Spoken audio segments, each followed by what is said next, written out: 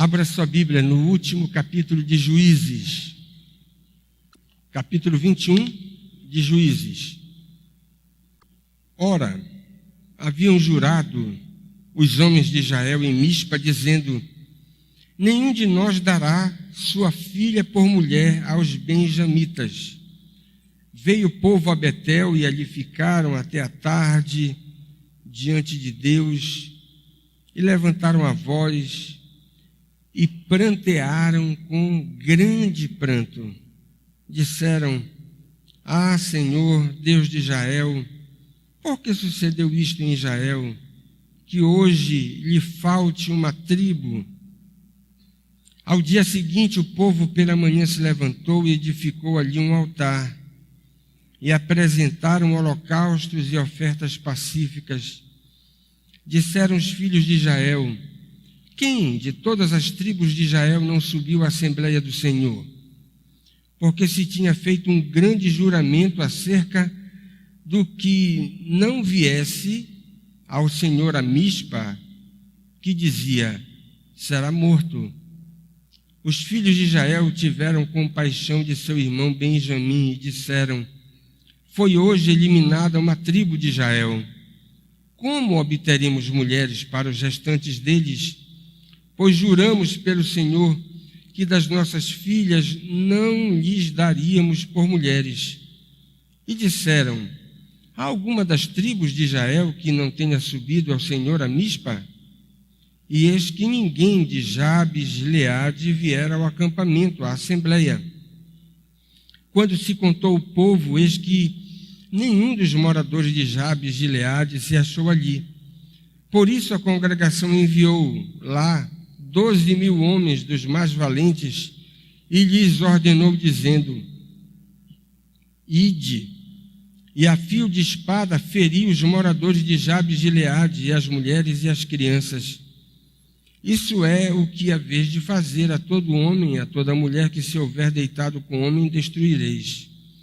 Acharam entre os moradores de Jabes de Gileade 400 moças virgens que não se deitaram com homem, e as trouxeram ao acampamento, a Siló, que está na terra de Canaã. Toda a congregação, pois, enviou mensageiros aos filhos de Benjamim, que estavam na penha de Rimom, e lhes proclamaram a paz. Nesse mesmo tempo voltaram os benjamitas e se lhes deram por mulheres as que foram conservadas com vida das de Jabes de Gileade, porém estas ainda não lhes bastaram. Então o povo teve compaixão de Benjamim, porquanto o Senhor tinha feito brecha nas tribos de Israel. Disseram os anciãos da congregação: como obteremos mulheres para os restantes ainda? Pois foram exterminadas as mulheres dos benjamitas. Disseram mais: a herança dos que ficaram de resto não na deve perder Benjamim, visto que nenhuma tribo de Israel deve ser destruída. Porém, nós não lhes poderemos dar mulheres de nossas filhas, porque os filhos de Israel juraram, dizendo: maldito o que der mulher aos benjamitas. Então disseram: eis que de ano em ano a solenidade do Senhor em Siló, que se celebra para o norte de Betel, do lado do nascente do sol, pelo caminho alto que sobe de Betel a Siquém, e para o sul de Lebona. Ordenaram aos filhos de Benjamim, dizendo: ide e emboscai-vos nas vinhas e olhai. E eis aí, saindo as filhas de Siló a dançar em rodas. Saí vós das vinhas e arrebatai dentre elas cada um sua mulher, e ide-vos à terra de Benjamim. Quando seus pais ou seus irmãos vierem queixar-se a nós, nós lhes diremos: por amor de nós, tende compaixão deles, pois na guerra contra Jabes de Gileade não obtivemos mulheres para cada um deles, e também não lhes destes, pois neste caso ficarias culpados. Assim fizeram os filhos de Benjamim, e levaram mulheres conforme o número deles, das que arrebataram das rodas que dançavam, e foram-se, voltaram à sua herança, reedificaram as cidades e habitaram nelas. Então os filhos de Israel também partiram dali, cada um para a sua tribo, para a sua família e para a sua herança. Naqueles dias não havia rei em Israel, cada um fazia o que achava mais reto. Vamos orar? Deus eterno, nós te damos graças, louvamos o teu nome pela bênção de ter a tua palavra para a nossa instrução. Pedimos que o Senhor nos ajude a considerá-la e que possamos não apenas entender essa história, mas assimilar lições espirituais para o fortalecimento da nossa fé. Pedimos a tua bênção sobre a nossa vida, sobre o nosso coração nesse dia especial e pedimos a tua ajuda para que possamos observar o dia do Senhor de forma correta, conforme é o desejo do teu coração para nós. E mais uma vez suplicamos a tua bênção sobre o nosso entendimento para que possamos derivar benefícios da verdade revelada através da tua palavra. Em nome do Senhor Jesus que nós oramos. Amém. Irmãos, parece que não há dúvidas quanto à ênfase que nós podemos observar neste capítulo. Depois daquela absurda guerra civil que se abateu sobre a nação da aliança naquele período final do livro dos Juízes, você tem a tribo de Benjamim praticamente extinta, apenas com 600 homens escondidos numa trincheira. É o que você tem no capítulo anterior, que nós consideramos no domingo passado. E agora nós temos um verdadeiro dilema se abatendo sobre as demais tribos, porque certamente a extinção de uma unidade daquela confederação, que havia sido estabelecida pelo próprio Senhor, isso sem dúvida alguma era um grande vexame para o próprio povo que professava o nome do Senhor. E a pergunta é a seguinte: quando nós lemos uma história como nós temos o registro nesse capítulo, fica a pergunta em qual é a ênfase desse registro do último capítulo de Juízes. E a chave está aí no verso 6, no verso 15 e no verso 22. Indiscutivelmente, a lição geral deste último capítulo é o exercício da compaixão. Nós podemos dizer a compaixão de Deus para com os pecadores que absurdamente transgrediram as suas leis e foram rigorosamente punidos, disciplinados, corrigidos, tiveram as sanções da lei sendo aplicadas a eles, mas 3 vezes no texto você tem as demais tribos refletindo diante de Deus e chegando à conclusão de que elas deveriam agir com compaixão para com a quase extinta tribo de Benjamim. E é significativo que o livro de Juízes termine dessa maneira. Parece que você, no livro de Juízes, tem apenas histórias de horror. E, na verdade, nos 2 apêndices que nós temos do capítulo 17 até o capítulo 21, nós temos histórias pavorosas. Mas no meio da mais absurda lama moral e espiritual, você tem o florescimento de notáveis expressões de graça no meio do próprio povo de Deus, porque entre aqueles que são chamados para fazer parte da igreja visível, nós temos um grupo dentro dessa igreja visível que tem verdadeiramente vida espiritual E ao longo da história você pode perceber que é esse remanescente fiel que vai passar pelas maiores agonias para que a vontade de Deus seja feita. E aqui você tem um notável exemplo disso. Portanto, o capítulo trata de compaixão, e esse é o nosso assunto hoje pela manhã na escola dominical. Quem aqui tem dificuldades de exercitar a compaixão? Eu já estou com a minha mão levantada. Só eu que sou duro de coração. Edilândia, Vinícius, ainda bem. Olha, Priscila também. Irmãos, não é fácil exercitar a compaixão de forma correta. E a gente precisa aprender algumas coisas aqui desse capítulo para a nossa instrução. Primeira coisa que o capítulo nos ensina: a compaixão é um sentimento divino. Divino, nós não nascemos com ele. E deve ser exercitado por aqueles que professam o nome do Senhor. Irmãos, essa parece ser uma conclusão elementar quando nós estudamos esse assunto do ponto de vista doutrinário. Preste atenção nisso. O amor, a compaixão, a misericórdia ou qualquer outro distintivo que tenha relação com os atributos divinos, essas graças exercidas, preste atenção, pelos melhores crentes, não são sentimentos naturais, mas uma afeição derivada da natureza divina. A compaixão é assim.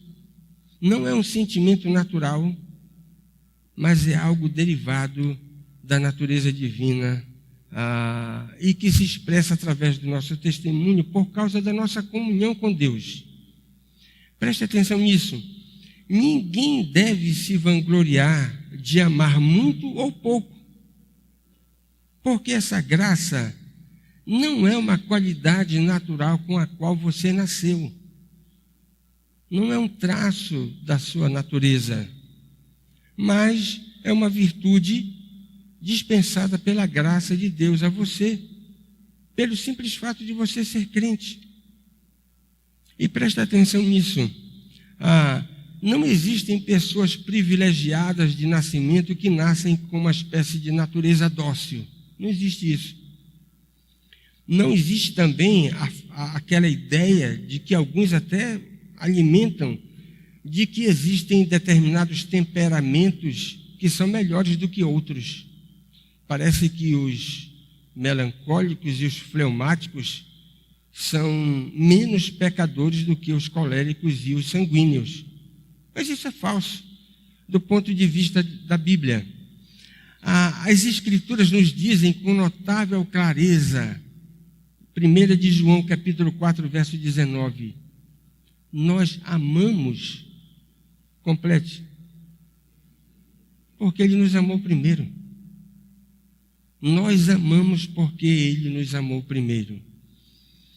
E, irmãos, eu vou usar aqui uma ilustração, e eu espero que ninguém se ofenda. As virtudes mais excelentes demonstradas por todos os servos de Deus podem ser comparadas apenas como luz de lua. Escreva isso na contracapa da sua Bíblia. Luz de lua nada mais é do que o reflexo do sol através desse satélite da Terra. Então, se você quer ter uma ideia clara do que é a demonstração das virtudes através de um crente, isso serve para que a gente não se orgulhe. As melhores virtudes que nós exibimos através do nosso testemunho não passam de luz de lua.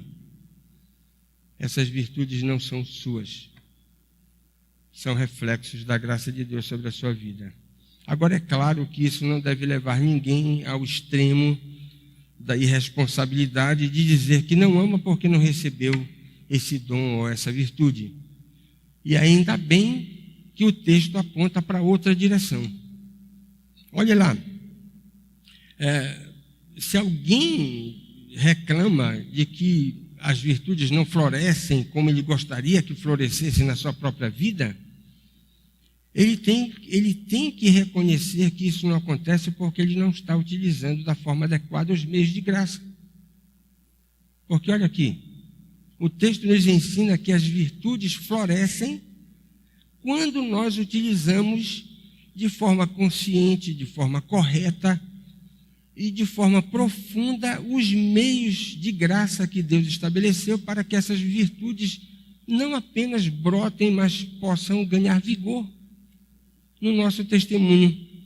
Após 4 meses, é o que nós temos no texto, certamente foram dias de intensa reflexão espiritual. A congregação do Senhor, você percebe aí no versos 2 e 3, se reuniu em Betel.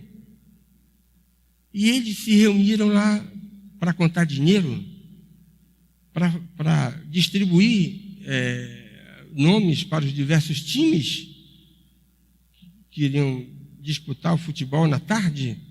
Não, eles se reuniram todo dia para clamar.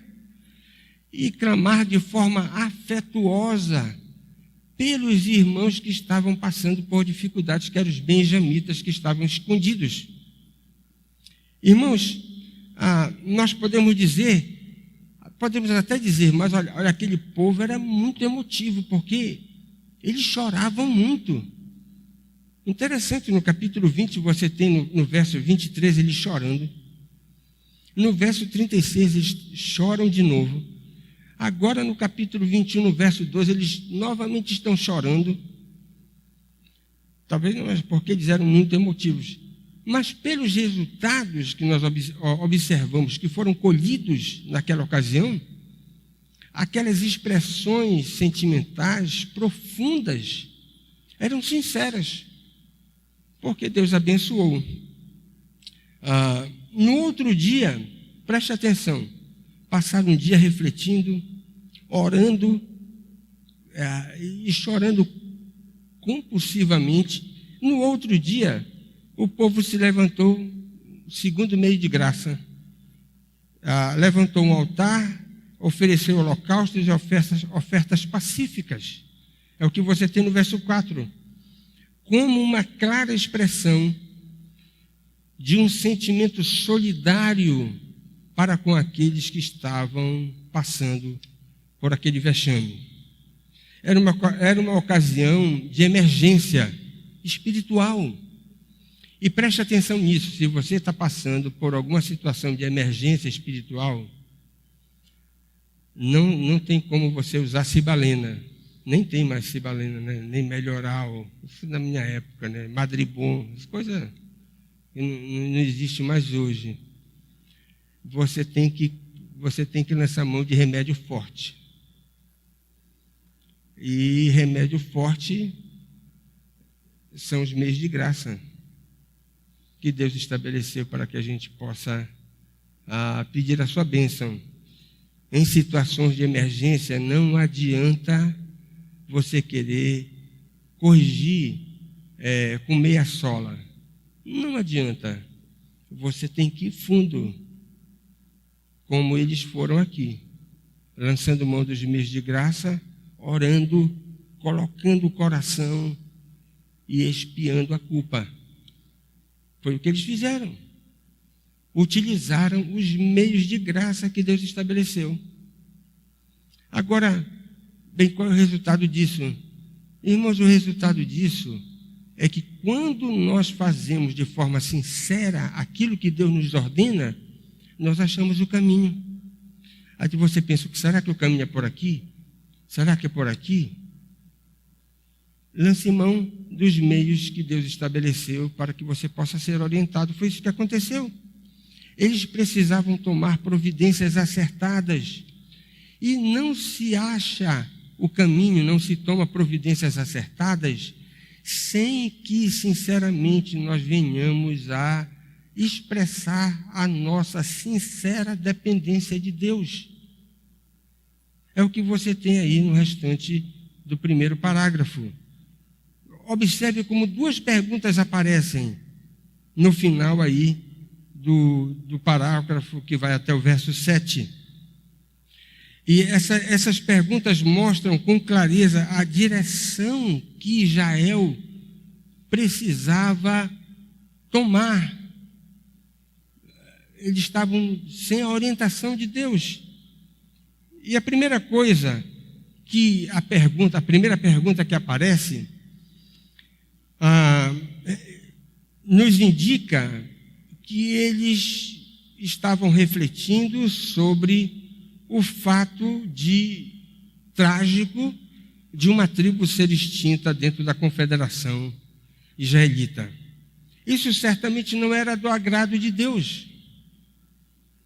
Agora a pergunta é: quem de todas as tribos de Israel não subiu à Assembleia do Senhor? E aí eles vão achar então a direção para resolver esse problema. Segundo, os 600 homens benjamitas precisavam de novas mulheres. Daí a segunda pergunta que você tem: como obteremos mulheres para os restantes deles? Isso precisava ser equacionado. Irmãos, preste atenção que o clamor sincero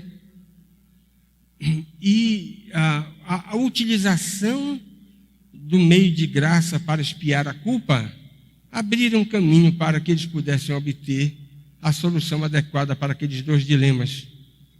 Tanto para cumprir a disciplina daqueles que não compareceram diante da Assembleia do Senhor, quando a tribo de Benjamim precisava ser punida, teve gente que faltou. E esse pessoal que faltou precisava ser corrigido, disciplinado. E através desse recurso, eles iriam achar as mulheres necessárias para que os homens que escaparam, 600 homens da tribo de Benjamim, pudessem casar de novo e a tribo, através desse expediente, não fosse extinta.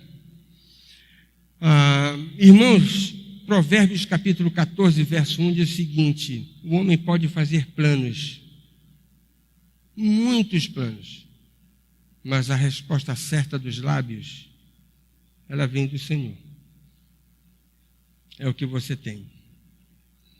Segunda coisa que o texto nos ensina, do verso 8 até o verso 15. A compaixão é uma graça ativa e é exercida em favor de pessoas sem merecimento, de pecadores sem méritos. É o que você aprende daí. Preste atenção, amor verdadeiro é uma afeição ativa. E a gente sempre costuma dizer o seguinte: o amor que não custa nada não vale nada.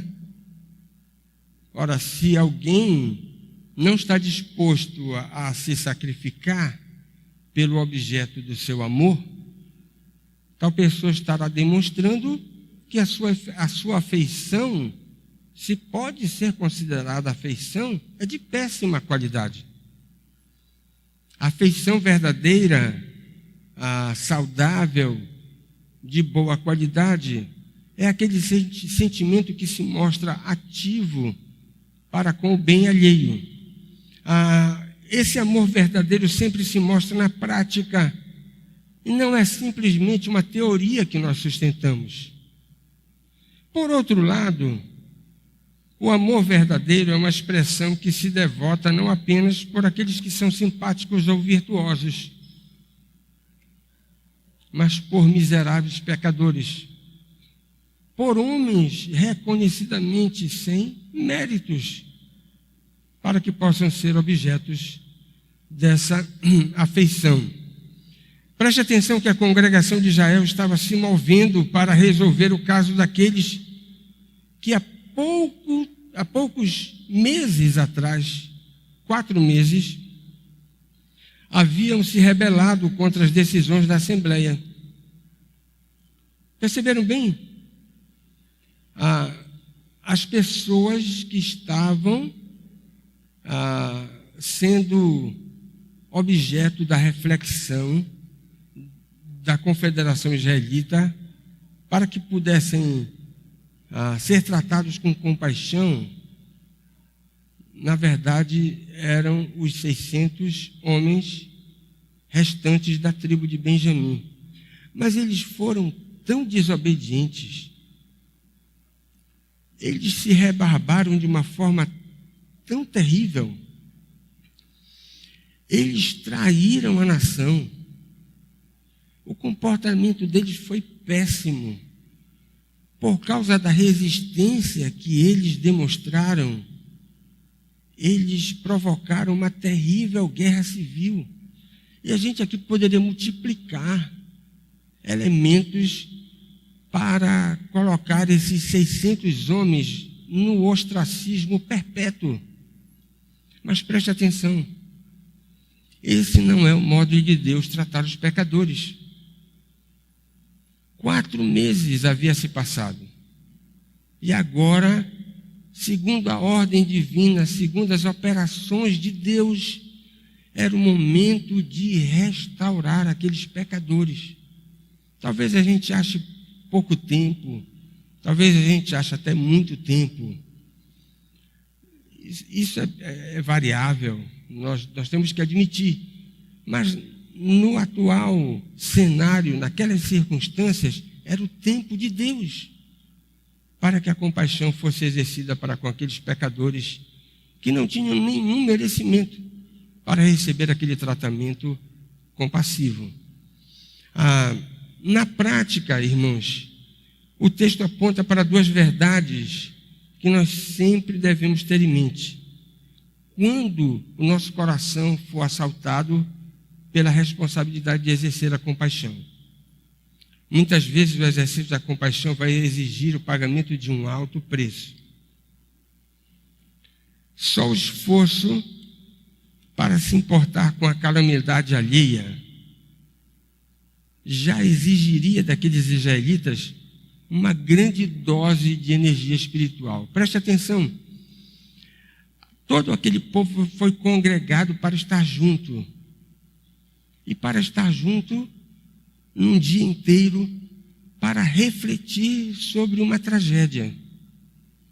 Só isso já demanda esforço.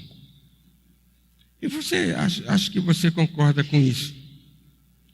Sabe por que muita gente não quer saber das dificuldades alheias? Porque só saber dá trabalho. Não, nem me conta. Quantas vezes você já viu isso, né? Não quero nem saber. Porque vai ocupar espaço no meu HD. Não é verdade? Vai demandar de mim energia. Vou pensar. Agora eu vou ficar preocupado com o problema dos outros. Pois é, mas compaixão é assim, dá trabalho. Exercitar compaixão dá trabalho. Eles se reuniram, passaram o dia refletindo, choraram, oraram. No outro dia ofereceram holocaustos. Mas quem dera que fosse só isso. Irmãos, Israel vai ter que pagar o preço. Não puniu Benjamim? E com justiça não se excedeu. Nós não podemos aqui imaginar que agora os israelitas, por terem dado uma pisa mais do que devia nos benjamitas, agora estavam com um sentimento de remorso e queria reparar o caso. Essa é uma interpretação falsa. Aqueles benjamitas precisavam daquela peia. E eles não se excederam. Mas agora eles precisavam corrigir. Não é? E preste atenção, até na esfera doméstica, você pensa que é fácil disciplinar filho? Exige esforço. E preste atenção, muita gente, muitos pais, muitos homens chegam em casa e a esposa diz, olha, fulano precisa de um aperto. E muitos homens dizem, mas eu já trabalhei o dia inteiro. Faz lá para mim. Não, é você que tem que ir lá fazer. Vai ter que se esforçar, você é o pai, para apertar os parafusos. E preste atenção, o mais difícil não é passar a Havaiana. Passar a Havaiana é fácil. Sabe o que é mais difícil? É depois que você quebrantou o menino com a Havaiana, não é? E você então vai chamar, vai se ajoelhar e vai orar. Já pensou? Depois de você aplicar o corretivo, você está com o seu ânimo em perfeito estado, controlado para orar com seu filho, depois de uma correção. É muito esforço mesmo. Com certeza. Mas aqueles israelitas precisavam pagar essa conta. As tribos confederadas se ajuntam para lutar com os faltosos na primeira convocação para a disciplina de Benjamim, que foram os homens de Jabes e Gileade, como você deve ter visto no texto. Mas a pergunta é a seguinte: por que esses camaradas de Jabes e Gileade não acataram a convocação para, juntamente com as outras tribos, disciplinar Benjamim? A resposta é simples: porque eles estavam ligados pelo parentesco. E aí se comportaram de forma cúmplice para com aqueles benjamitas. Os laços de sangue fizeram com que eles descumprissem uma observância espiritual. Irmãos, que coisa terrível. Os laços de sangue não devem nos atrapalhar. Se nos atrapalharem os laços de sangue nas nossas reflexões espirituais e nas nossas providências, alguma coisa está errada. Alguma coisa está errada. Eu não posso ser parcial, eu não posso fazer um julgamento impróprio do ponto de vista espiritual, eu não posso me furtar, eu não posso ser cúmplice com o pecado alheio, porque o pecador é meu parente. Foi o que os gileaditas fizeram, esses homens de Jabes e Gileade. Irmãos, e o que deveria acontecer numa situação dessa natureza é que aqueles homens de Jabes e Gileade deveriam ser punidos, tanto quanto os benjamitas. Eles foram cúmplices dos benjamitas, porque que eles vão escapar da pena que os benjamitas sofreram. A mesma pena vai ser aplicada a eles. A cumplicidade exige que eles sejam punidos da mesma maneira. Ou seja, a pena capital vai ser aplicada sobre eles. O modo reconhecidamente bárbaro, né, para os padrões modernos e ocidentais, de conseguir 400 moças para os benjamitas, como você tem no verso 12, os homens de Jabes e Gileade serão mortos e as moças virgens dessas famílias serão levadas para os benjamitas. É essa a equação da coisa. Nós não devemos ficar chocados com a descrição do texto, porque aqui nós temos nada menos do que a aplicação rigorosa da pena capital, que foi um expediente, preste atenção nisso, revelado por Deus, sancionado pela lei, e que você tem resultados ao longo da história bíblica e ao longo da história da igreja, resultados que são positivos, né? Não é simplesmente uma medida cruel e desumana. A pena capital era um expediente divinamente revelado que havia sido subscrito por todas as tribos. Então, todos os confederados, eles deram o seu aval quando a nação foi constituída e quando Moisés fez aqueles 4 discursos, ou 5, conforme você queira, nas campinas de Moabe, antes dos israelitas entrarem em Canaã, dizendo assim o seguinte: olha, a constituição da nação da aliança é essa. É o livro de Deuteronômio. A constituição da nação da aliança é essa. Você quer participar da nação da aliança? São esses os termos. Todo mundo subscreve? Todo mundo subscreveu. Na hora de aplicar a lei, então você foge? Não. A lei, então, seria aplicada àqueles gileaditas. E a pena não poderia ser outra, diferente daquela que foi aplicada aos benjamitas, que foi a pena capital, porque o caso envolvendo aquele episódio era um caso de traição nacional, previsto na lei. Portanto, e quem é que iria aplicar isso? Os benjamitas que estavam escondidos? Os israelitas que estavam agora tomados por uma compulsão para exercer a compaixão por esses miseráveis pecadores. Olha quem vai pagar o preço. Os israelitas. Irmãos, muitas vezes o exercício da compaixão vai exigir de nós esforço. E muito esforço. Segunda coisa é que exercitar a compaixão envolve administrar perdão completo para os transgressores. Preste atenção, você não pode exercitar a compaixão dizendo o seguinte: olha, eu estou sendo compassivo para contigo, mas eu vou te perdoar somente pela metade, tá bom? Não existe isso. Ou você perdoa completamente, ou zera a conta, ou não é compaixão. Olha que coisa interessante. Uma das expressões mais espetaculares no texto, não sei se você prestou atenção, mas está aí no verso 13. Eles foram lá, depois de realizarem todo aquele esforço para conseguir mulheres para esses benjamitas, eles mandaram uma comitiva lá.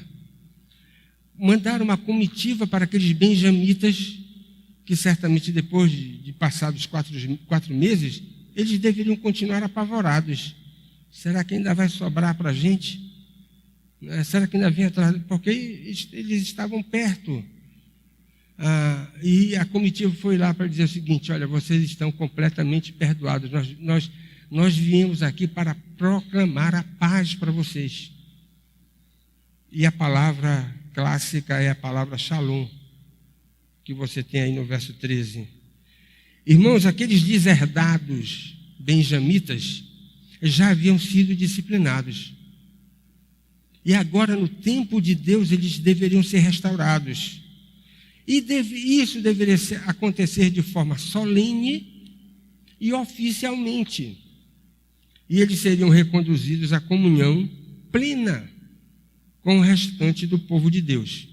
Isso fica evidente quando a principal necessidade daqueles pecadores culpados foi satisfeita. E qual era a principal necessidade deles?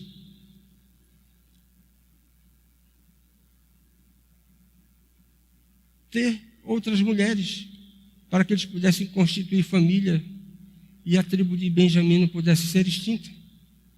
E você tem aí no verso 14, eles recebendo aquelas 400 moças virgens.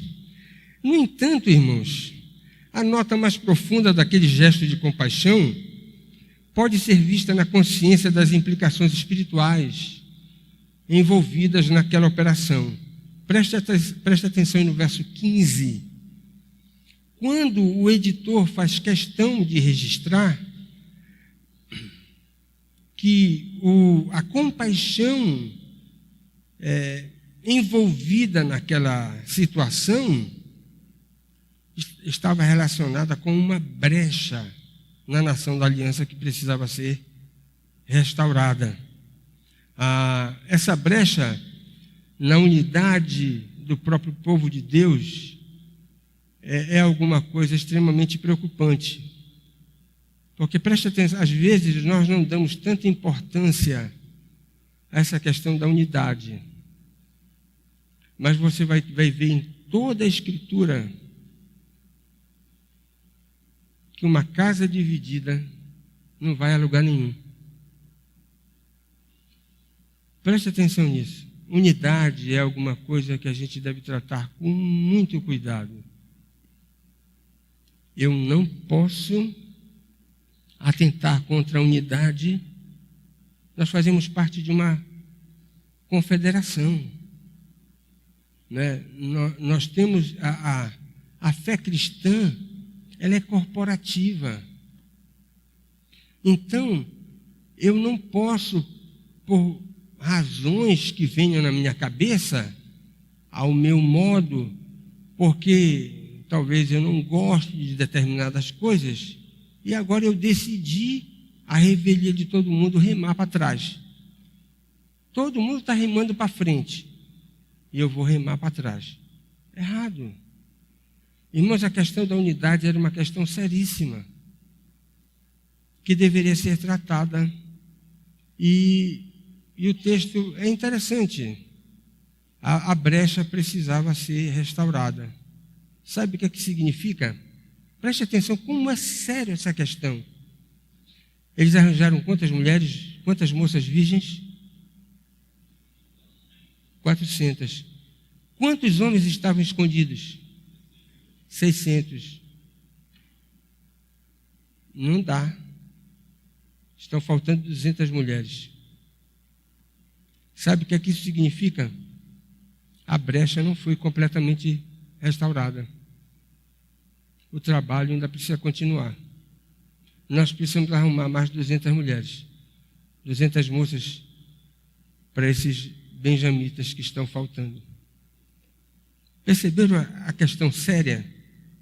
Porque se poderia chegar à conclusão, eles são pecadores, nem mereciam a gente estar se preocupando com eles. Nós arranjamos 400 mulheres, tá bom, que eles se virem para lá. Estão faltando 200. O trabalho da reparação da brecha ainda não está concluído. Precisa ser levado adiante. E olha como termina o capítulo nesses 2 últimos parágrafos, nos mostrando compaixão também. Agora, só que de uma maneira invertida. Irmãos, compaixão verdadeira que agrada ao Senhor tem que ser piedosa. A conduta tem que ser piedosa. Demonstrando sabedoria. E quando a gente faz assim, nós vamos ter bons frutos sendo colhidos. É interessante nesses 2 últimos parágrafos, presta atenção. No penúltimo parágrafo, você tem um casuísmo. No último parágrafo, você tem a conclusão do livro. Em cada um desses parágrafos, a gente aprende uma coisa. Olhe lá. No casuísmo, a gente aprende o seguinte: os fins não justificam os meios. Ainda faltavam 200 mulheres? Faltavam. Para que os benjamitas fossem completamente satisfeitos. Eram 600 homens. Agora preste atenção no seguinte: eles não podiam dar das mulheres deles, porque eles tinham um voto para cumprir. Não poderiam dar. Eles haviam estabelecido uma aliança com Deus. Nós não vamos dar das nossas mulheres para esses benjamitas. Eles não podiam quebrar o voto. Não podiam dar. Então, os filhos de Israel,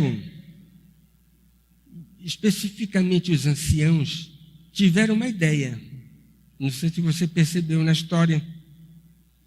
A ideia era a seguinte: havia uma festividade religiosa anual de celebração que acontecia em Siló, Possivelmente a festa aqui é a festa dos tabernáculos, que era na época da colheita das uvas, e as moças dançavam em rodas alegremente. E os benjamitas então deveriam se esconder nas vinhas. Quando aquelas moças estivessem dançando, eles então iriam raptar essas moças. Irmãos, não tem como justificar essa atitude, né? Aqui, mas por que eles tiveram essa ideia? Bem, olha, os benjamitas, os 200 vão tomar essas moças e nós não estaremos quebrando o nosso voto, porque nós não estaremos dando. O nome disso se chama casuísmo, né? Nós não podemos justificar esse tipo de coisa. É um procedimento errado. Apesar do meu grande amigo ajudador, o comentarista Mateus Genro diz o seguinte, fez um comentário de forma duvidosa que eu vou mencionar aqui. Uma desculpa esfarrapada é melhor do que nada para não se quebrar um juramento. Com todo respeito ao nobilíssimo comentarista, eu acho que a justificativa esfarrapada aqui é querer alcançar um fim através de meios duvidosos, né? Certamente os parentes iriam sentir a falta daquelas moças e iriam perguntar para os anciãos o que foi que aconteceu, que as moças sumiram. E o caso seria supostamente justificado por eles pelo fato de ter sido permitido que isso acontecesse por uma medida de compaixão. Veja o verso 22. E é importante você notar no texto que os anciãos tentam legitimar aquela ação como sendo não por amor aos benjamitas, mas por amor a eles. Amor a eles, por amor aos próprios israelitas que estavam envolvidos naquela demonstração de compaixão. A solução não traria culpa, óbvio, sobre eles, uma vez que eles não teriam objetivamente quebrado o voto. Mas apesar, irmãos, de isso ter satisfeito a todos, a gente não pode concordar com uma medida dessa natureza.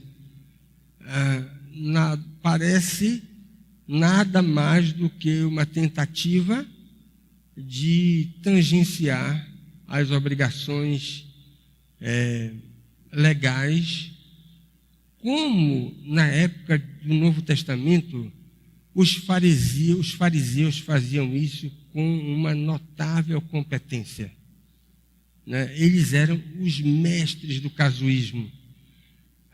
Eles burlavam a lei através de medidas, expedientes e comportamentos através dos quais eles não poderiam ser acusados diretamente de transgressores.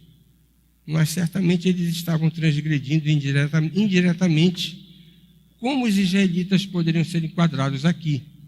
Então, nós podemos dizer, em todo aquele panorama impressionante de demonstração de compaixão, na minha interpretação, aqui nós temos um cisco. Agora, preste atenção. Você não pode pegar o quadro todo porque tem um cisco e joga fora. Nós não podemos justificar aqui esse casuísmo. Mas é um cisco. Em todo aquele quadro todo que você tem no capítulo final de Juízes. E é essa a conclusão que eu quero chegar. Olhe lá. Erros acidentais, ciscos, não podem macular um projeto completo, uma ação nobre como nós temos aqui, né? Da nação toda se reunindo para agir com compaixão para com aqueles benjamitas pecadores que não mereciam, né? Aquele gesto tão significativo de afeição genuína na situação vexatória em que eles estavam. Irmãos, seria legalismo da pior espécie condenar toda aquela operação de compaixão, conforme nós temos registrado aqui nesse capítulo, por causa do casuísmo mencionado em resolver o caso das 200 virgens que faltaram.